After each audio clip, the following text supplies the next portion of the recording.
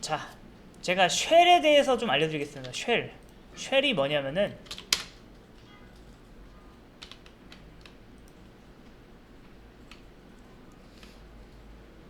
자, 이걸 보세요. 이게 아주 정확한 표현이에요. 여기 블로그에 나와 있는데, 자, 이게 하나의 컴퓨터를 해볼게요. 컴퓨터에는 이렇게 이제 저장 장치가 있죠. 보이시나요? 하드디스크. 그렇죠. 하드디스크 안에 뭐 응용 프로그램이라던가 뭐 운영체제라던가 여러 가지 것들이 들어있는데, 여기 보시면은 운영체제는 사실상 뭐다? 그래픽카드, 뭐 하드디스크, CPU 이런 거를 다루기 위해 존재합니다. 이해되시나요? 근데 운영체제가 그거랑 운영체제에도 여러 가지 부분이 있는데, 운영체제의 커널이라고 불리는 부분이 있어요. 얘가 그 하드웨어와의 통신을 담당합니다. 근데 그러면 그 쉘은 뭐냐면은 그 커널에게 명령을 내리는 거예요. 명령을 내리는 부분이에요. 근데 이 쉘은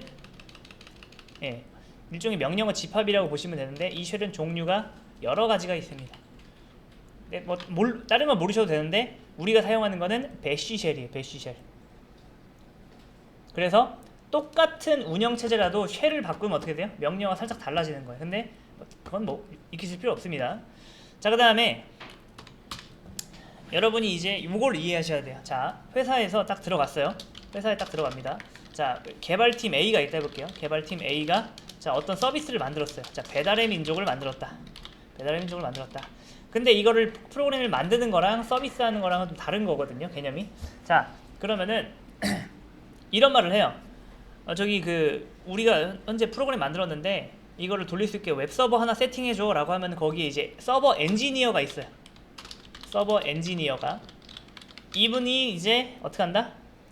환경을 딱 세팅을 해줘요. 이해되시나요? 네. 자, 웹서버 하나만 세팅해줘 라는 말의 의미를 이제부터 이해를 해야 돼요. 자, 일단 서버라는 건 뭐예요? 서버라는 건 여러분이 알고 있는 컴퓨터랑 완전히 똑같아요. 다른 게 하나도 없어요. 다만 흔히 말해서 서버 보세요. 서버가 어떻게 생겼는지 보여드릴게요. 서버 이미지 하면은 요런 컴퓨터를 보신 적 있나요? 요런 컴퓨터? 약간 피자처럼 얇게 펴진 피자처럼 납작하죠. 자, 요 안에 하드디스크, CPU 뭐 그런 거 다 들어있습니다. 그런데 왜 이렇게 생겼을까요? 여기 보시면은 여기 보시면은 약간 책장처럼 보이죠? 책장처럼 요런 곳에다가 책처럼 꽂을 수 있게 만들어 놓은 컴퓨터가 보통 서버라고 불립니다. 이해되시나요? 왜 이렇게 만들었냐면은, 자, 여러분이 서비스를 여러분 가정에서 해도 돼요. 가정에 있는 컴퓨터도 충분히 서버 역할을 할 수 있거든요. 근데 걔의 단점은 뭐다? 정전이 나면 서비스가 안 들어가집니다. 당연히 그렇겠죠? 이해되시나요? 근데 이런 IDC라는 전문 그런 건물이 있어요. 그 건물은요, 정전이 나도 몇 시간 동안은 내부 발전기가 돌아가 서비스가 유지가 돼요. 그러니까 절대 멈추면 안 되는 서비스 있잖아요. 예를 들어서 연말정산할 때 국세청 사이트라던가 은행 사이트라던가 막 이런 사이트 있죠. 그런 그런 곳은 자체적으로 뭐다? 자체적으로 잠깐만요. 자체적이 아니라 이제 그런 서비스들은 IDC라는 곳에서 서비스가 되는데, IDC는 이 컴퓨터를 우리 일반 가정용 데스크탑 크기처럼 해놓으면은 얘네를 좁은 공간에 많이 못 넣잖아요. 그렇죠? 그래서 이렇게 펴서 만든 거예요. 그러니까 이제부터 여러분 그렇게 생각하시면 돼요. 서버는 뭐다? 그냥 컴퓨터예요. 다른 게 1도 없어요. 자, 그리고 웹서버 하나만 세팅해줘 라는 말의 의미는 뭐냐면은 컴퓨터니까 보통 이제 운영체제를 설치할 거 아니에요. 자, 그런데 왜 윈도우를 안 쓸까요? 아시는 분 있나요? 윈도우를 안 쓰는 이유. 그 윈도우로 충분히 할 수 있거든요. 잘 돼요. 윈도우도. 그렇죠. 윈도우는 유료예요. 자, 서버를 우리가 이제 막 정말 큰 서비스에서 막 뭐 몇십 대 써야 되는데, 그쵸? 그거를 라이센스 쓰고 윈도우 서버로 하는 데가 있긴 있어요. 근데 보통 그렇게 안 하죠. 그 다음에 또 하나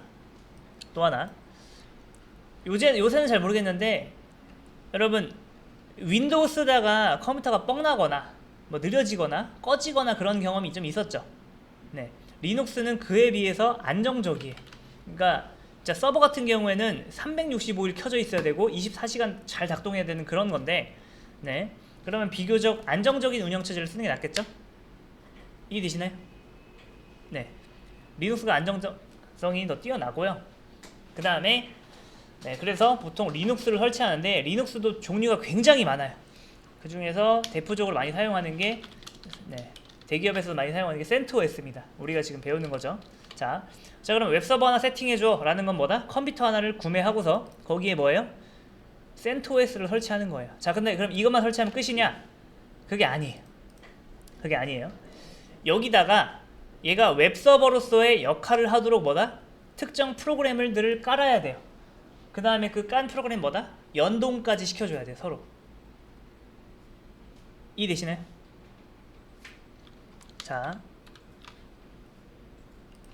잘 보세요. 이 말이 맞는 말인지 맞춰보세요. 자, 제가 컴퓨터를 하나 샀어요. 자, 여러분 얘는 서버인가요? 서버가 아니에요. 아직은 아니에요. 자, 제가 그 다음에 여기다가 윈도우를 깔았어요. 그 다음에 자, 윈도우를 깔았습니다. 자, 얘 서버인가요? 아니에요. 자, 제가 이 컴퓨터에다가 리눅스를 깔았습니다. 얘 서버인가요? 아니에요. 자, 이 상태에다가 제가 어떤 웹서버 프로그램을 하나 깔았어요. 자, 얘는 지금 서버인가요? 요거 좀 애매한데 요건 아직 서버가 아니에요. 다시 한번. 자, 제가 컴퓨터를 사고 리눅스를 설치하고 그 안에 웹서버 프로그램을 깔고 얘를 현재 실행시켰습니다. 이해되시나요? 자, 그러면은 현재 얘는 뭐다? 특정 서비스를 제공할 수 있는 상태죠. 자, 그러면 얘는 현재 서버라고 말할 수가 있는 거예요. 이해되시나요? 자, 그럼 또 맞춰보세요. 자, 여러분이 컴퓨터 샀어요. 여기다가 윈도우 깔았습니다. 자, 서버인가요? 아니죠. 제가 여기다가 네, 웹서버 프로그램을 설치했어요. 윈도우에다가 설치했어요. 윈도우에다가 설치한 다음에 실행까지 시켰습니다. 자, 서버인가요? 서버예요. 이게 여러분 가정용 PC건 납작한 PC건 아무런 상관이 없어요. 그러니까 컴퓨터는 컴퓨터인데 웹서버 프로그램이 깔려있고 실행되면은 걔는 서버라고 불리는 거예요. 그러니까 웹서버 하나만 세팅해줘 라는 의미는 뭐다? 컴퓨터 구매하고 운영체제 설치한 다음에 뭐한다?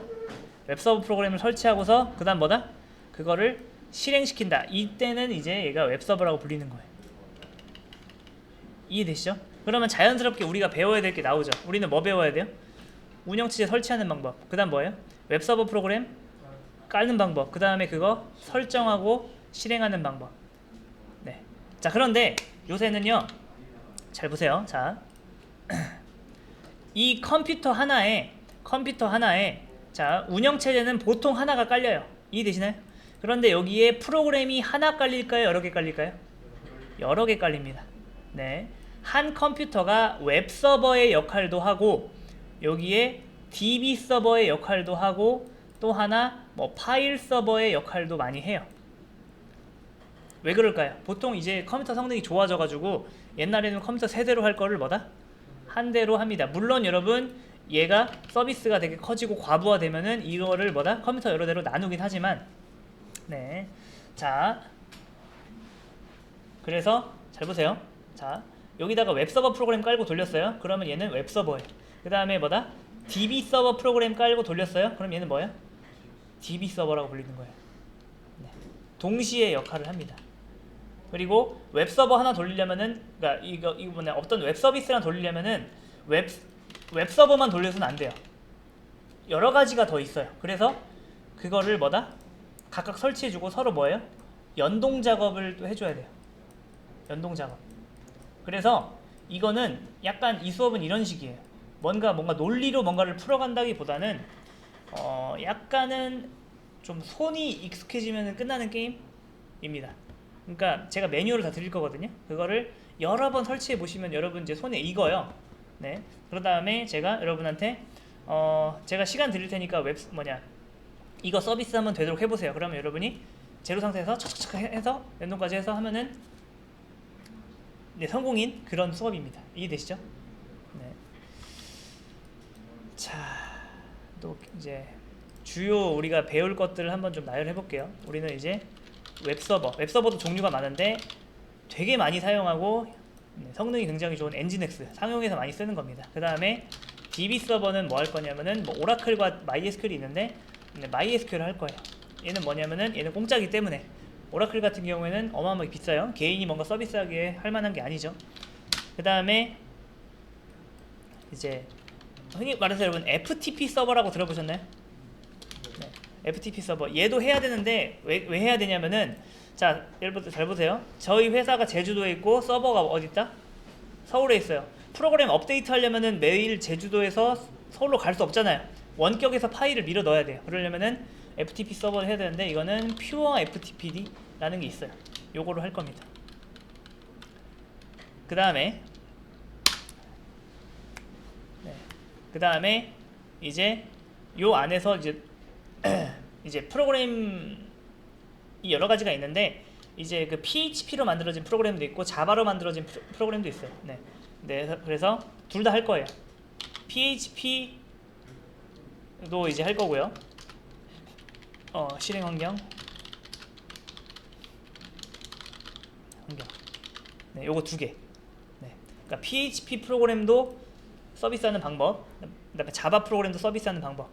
요것도 이렇게 진행을 할 거고요.